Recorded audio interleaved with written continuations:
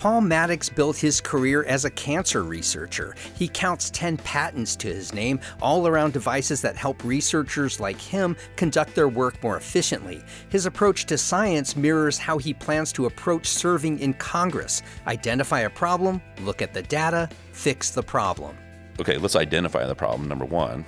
And is it really a problem or not? Are there things that might have been invented as a problem which aren't really a problem? What are the causes of that problem? What are the tools we have to fix that problem? Do we have the right tools? Do we need to make a new tool? Do we need to have a new law or something as a tool to fix that problem? And then execute that and do it. I'm Matt Peiken. Today on this special edition of Wake Up Asheville, Paul Maddox talks about his path from the Tow River Valley to the thick of cancer research to the Democratic Party primary ballot for Western North Carolina's congressional seat. I began our conversation by asking Dr. Maddox his impetus for stepping into public service. He had a ready answer. I view what I had been doing as a professor as public service in the first place, right? So I'm teaching undergraduates, I train PhDs, I solve problems and make discoveries. And two things happened recently that sort of pushed me towards exactly where I am sitting here today. Number one was Helene, the floods. My mother and my brother and my stepfather live on the South Tow River on Highway 80 in Yancey County. And that's where my mom's family's been since before Yancey County was a county. And in fact, we can trace our ancestry back to, there were 4 people who signed the document to make Yancey County a county.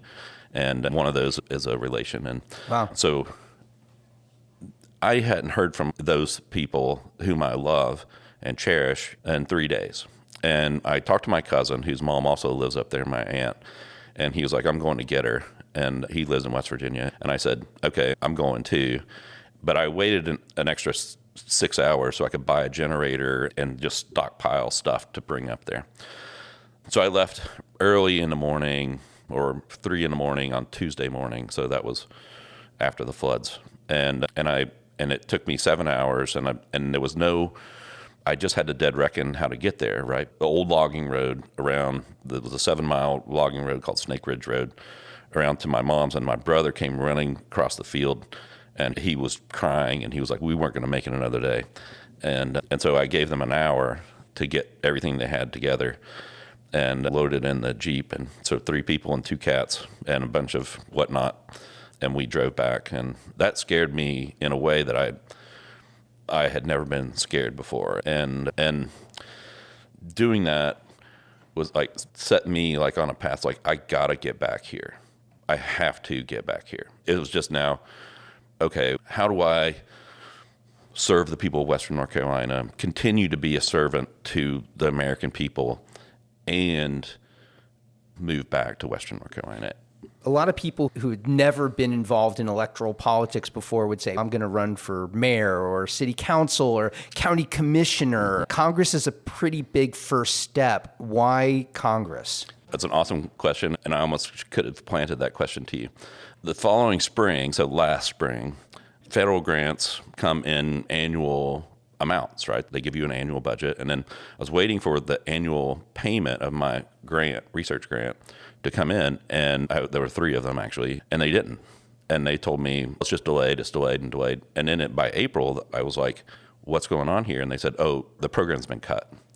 And the whole entire program, this happened to be from the Department of Energy, was just slashed. And so I fired 7 people that cut me deep. And so I went into a brief depression, and I drank a lot of really good Asheville beer. And I talked to that same cousin, and I said, how does this thing happen? And how it happens is somebody made a decision in the federal government, and nobody's asking how that decision is beneficial to the American people.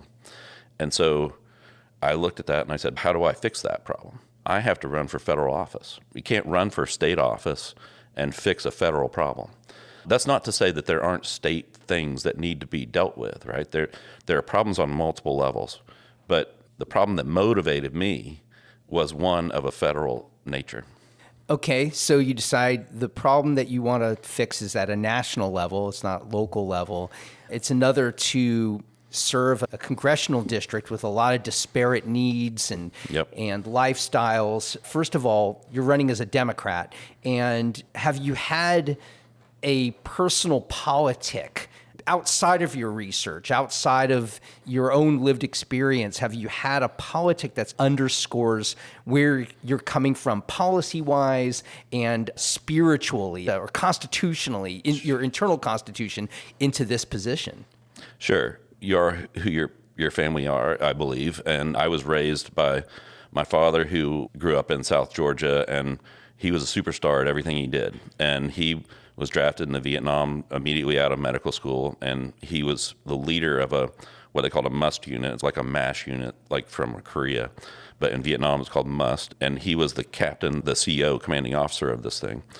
He was awarded 2 Bronze Stars and was a real war hero. He led this group through the Tet Offensive, which was the bloodiest moment of the Vietnam War. He was just everything you had to excel, and not in a way that was like, you're nothing if you don't excel. It was in a positive way. Come on, let's excel. My papa helped build the parkway. He was a carpenter. My granny's father used to teach carpentry at Broughton. These are all hardscrabble people. So my constitution is, you see a problem, you fix that problem. There's no not fixing the problem. What are the problems beside the initial one that inspired you to get into federal office? Yeah. What are the problems you see that need fixing that are at the heart of your platform? Yeah, that's a question that all politicians are asked. So last night I was in Old Fort at a Democratic meeting, and a lovely little event, and had a great time. And I just talked to people, right? And last weekend I was in Andrews talking to people, and it's like education, right? People see their kids and their grandkids, they can't get a good education in a public school. Or a teacher's annual budget is $40 or something for their classroom, which is just ridiculous. Healthcare. My mother is older. She has a hard time getting around. My brother has schizophrenia. My stepdad is diabetic. There is a health center that is 5 miles downriver, and that's wonderful for them, right? And then there's a hospital in Spruce Pine that they can go to, which is half an hour. And if that kind of thing goes away, we're putting our people in danger. That's a very serious problem. And the drugs for diabetes, the insulin and whatever, are expensive. And if you cut the credits and the ACA and all this other stuff, you're just basically telling people you don't care about them. And that's just wrong. Yeah, you just touched on 2 major things, education and healthcare. What are some of your prescriptions for fixing, or at least trying to address and stem the tide of what we're seeing here? Let's start with education. You said a lot of people perceive that they can't get a good education through the public school system. What do you do about it? Okay, so I want to say one thing first before I get into specifics on these things. In research science and in life, no one person does everything. You have to build a team. Yeah, certainly in Congress, there's 528 people in Congress. Yeah. So, but what would you advocate? Okay. So what I'm getting at there is, to devise a plan, I would lean on public school teachers. I would lean on people who are principals at public schools. I would lean on school board members who are on the ground and local and see the problem daily. I would also lean on data. The executive committee is trying to destroy the Department of Education. Explain to me how that benefits the American people. And so if you can do that, then I say, okay, I can get on board if you can make a good, like a solid, cogent argument that this is the right choice for the American people. I would think you could also make a cogent argument on the other side. So let's say there are 2 opposing cogent arguments. Where do you fall on this? I think you have to follow the data. And so it's... Data is also politicized, isn't it? These days it is, but I'm also maybe an optimist, right? So I'm not maybe, I am an optimist. I believe that when faced with a fact, and that is just undeniable in many ways, then a logical person will say, yes, that is true. And if that is true, then this also has to be true. Maybe I'm a Pollyanna, but I can't give up on that. You also talked about healthcare. You mentioned the ACA, the Affordable Care Act. Congress passed, or at least they sent through, extending the Affordable Care Act. Chuck Edwards voted against that. And I'm wondering where you stand on this. You've worked in cancer research and you've devoted your life to it. And I imagine you have a certain perspective on the ACA and the way the federal government intersects with healthcare. What is the role of the federal government with healthcare, and what do you want to see happen? So the federal government should provide an environment for the people of the United States to excel. And our job as Americans is to excel. And is that our job as Americans? Can't people just exist and live normal, healthy lives and maybe not excel, but just be good to people and just live a kind life? I'm just saying there are people out there who, most people, I would think, just try to live day to day and be good people. Okay, so I made a sweeping statement there, and you called me out on it. That's fair. But we as a people, since the beginning of our country, since before we were a country, we have excelled. We were exceptional people, and in every kind of way. There were some people who were exceptional at trapping beavers. You can imagine there are people who are exceptional at building log cabins. There are people who could farm.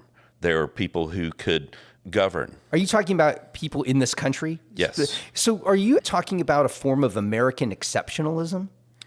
Not really. I'm talking about the environment in which we live in. And people can come here, and people do come here for the opportunity to excel. And if you pick up an immigrant off the street and ask them why they're here, they're like, opportunity. And that is what I mean. And so the government's job is to provide an environment which is safe and, not to get all romantic about it, but nourishing for the populace to excel in whatever it is they excel at. This is kind of a bonus week for Wake Up Asheville, but if you're tuning in for the first time to hear from our congressional candidates, you should make it a point to subscribe, because every weekday morning I produce the most comprehensive local newscast in Asheville. I scour the headlines and top stories from the Citizen Times, BPR, The Watchdog, Mountain Express, WLOS, and more, and then boil them all down into a newscast that runs under 4 minutes. Wake Up Asheville keeps you in the know when you're on the go. If you haven't already, subscribe for free right here on your podcasting app. You just mentioned 2 words that I want to bring into intersection. You mentioned immigrants and you mentioned safety. And such political polarization now exists around immigration, and conservatives, Republicans demonize immigrants as contributing to the unsafe elements of our cities. I'm wondering what you see with our immigration policies, what you want to see happen, and what do you think your role as a congressperson could be in terms of helping to shape immigration policy? So I don't think anybody would argue that immigration is working properly. I think the programs which we rely on for immigration, and as well as many things, the DMV, for gosh sakes, are outdated, right? And need to be looked at from, let's say, okay, this is the basic premise, right? We want people to come here who are looking for an opportunity to excel. Now, are there bad actors? Of course there are bad actors. White Americans, there are going to be bad actors in there too. We are a country of immigrants. We are all immigrants here. We need to have immigrants who are not vetted really, but ones who can come in and say, I want to do this. I want to contribute here, and say, okay, great. I don't believe we should have an open door. I think you don't have an open door to your house, but you have reasonable, sensible sort of ideas about who you let into your house, right? And so when you need a plumber, maybe you're an excellent plumber. I'm not. I'm a terrible plumber. Yeah. I have a pipe wrench. That's about the extent of my So plumbing. you let the plumber into your house, right? And so there are very logical and reasonable ways to approach this problem, which don't have to be binary, right? There's no right and wrong here. It's the gray spaces in between. Yeah. What's your view on political asylum, though? People who are coming here not because they have a grand idea of contributing, but because they're escaping war, persecution, you name it. Yeah, that's a choice I think that American people, the government has made to say, okay, we will act as a safety net for other people who are suffering. At least historically, we have Historically, been we have, right. yes. And so in those cases, there should be an avenue for those people. If they want to stay, then there should be an avenue for them to stay through some normal immigration process. As you're going around in your campaign and talking to people, and I imagine you're having conversations that you had not had ever before until you decided to run for office, what are you hearing from people about what matters to them that you wouldn't have necessarily thought a lot about before, and how is it shaping your approach to the campaign and distinguishing yourself among the 4 to 5 people running for this seat? Yeah, I wouldn't agree those are things that I haven't thought of. I think I don't know what things you Yeah, haven't thought yeah, of. yeah, I'm just saying, yeah. if there are things. Yeah. So people complain about what affordability and cleaning up the environment, creating jobs for people, education, healthcare. These are the major things that I encounter. The thing that I bring to the table is an approach to solving these problems, which is honed by years of scientific sort of problem solving and attacking. And so I look at a problem and I say, okay, let's identify the problem, number one. And is it really a problem or not? Are there things that might have been invented as a problem which aren't really a problem? But here's the problem. What are the causes of that problem? What are the tools we have to fix that problem? Do we have the right tools? Do we need to make a new tool? Do we need to have a new law or something as a tool to fix that problem? And then execute that and do it.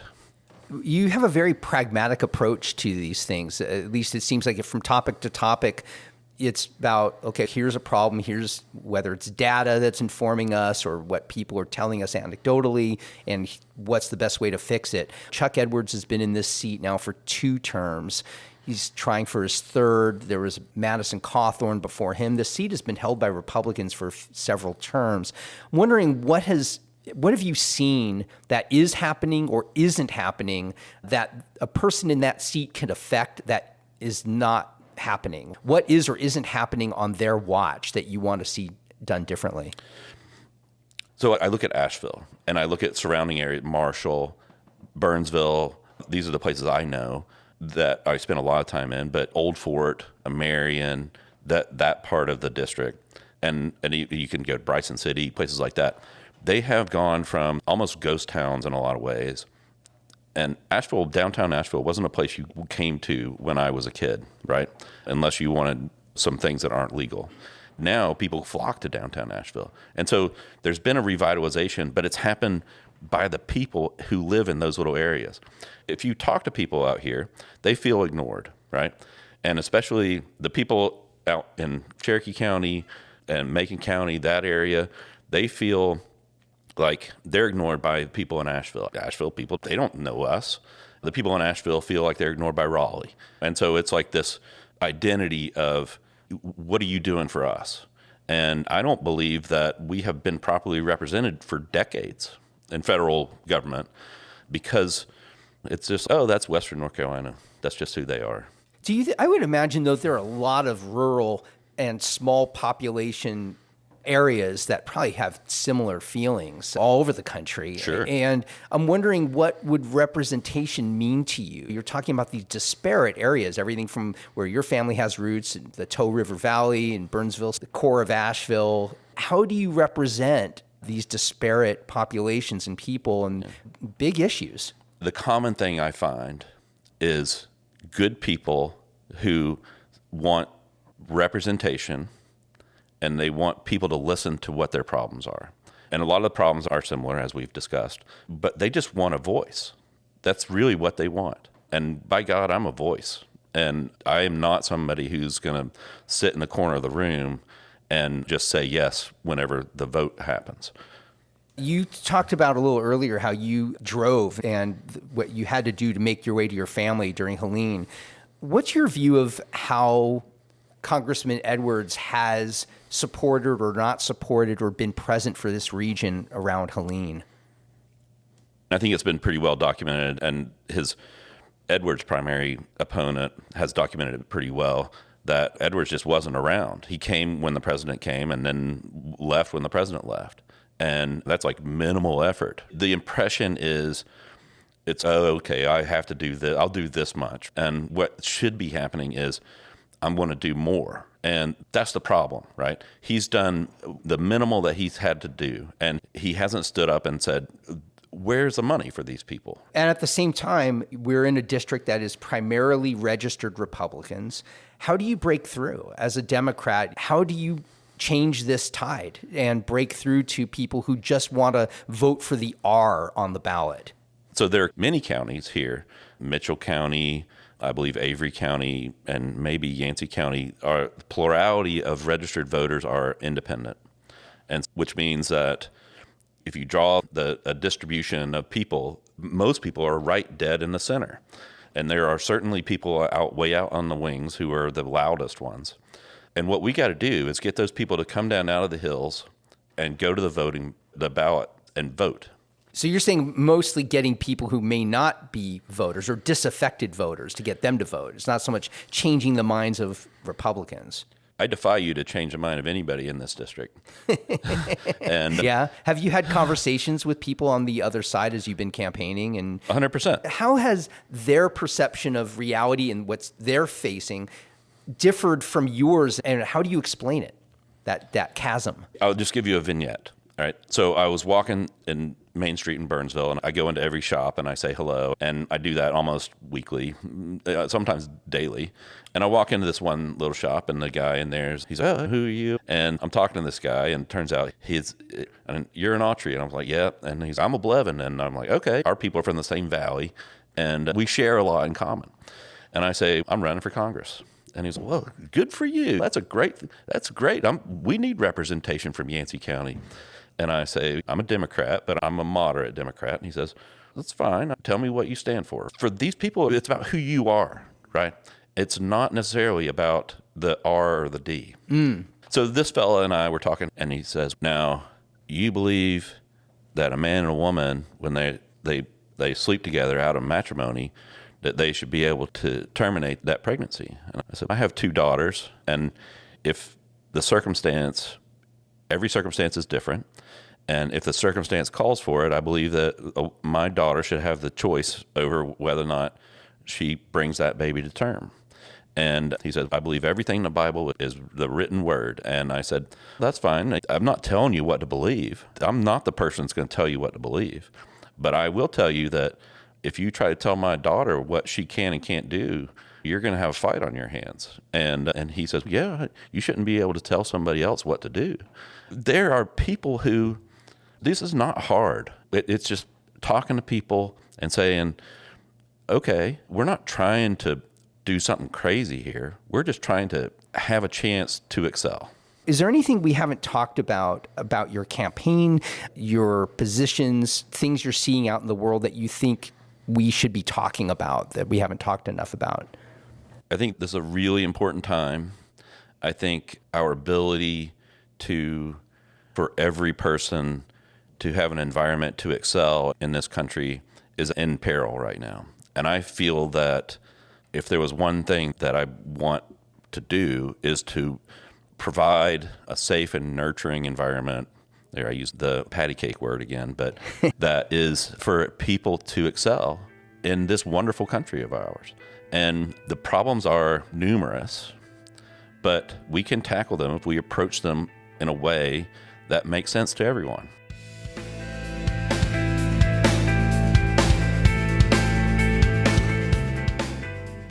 I want to thank Jamie Yeager for today's conversation. This episode is one of 4 rolling out this week, featuring candidates on the Democratic Party primary ballot to represent Western North Carolina in Congress. Please tune in and share these episodes with people you believe need to be better informed and inspired going into the March 3rd primary. If you haven't already, also subscribe to Wake Up Asheville. We'll be back in February with morning newscasts every weekday with headlines from across the local news media landscape. Until then, I'm Matt Peiken. Thanks so much for waking up with Wake Up Asheville.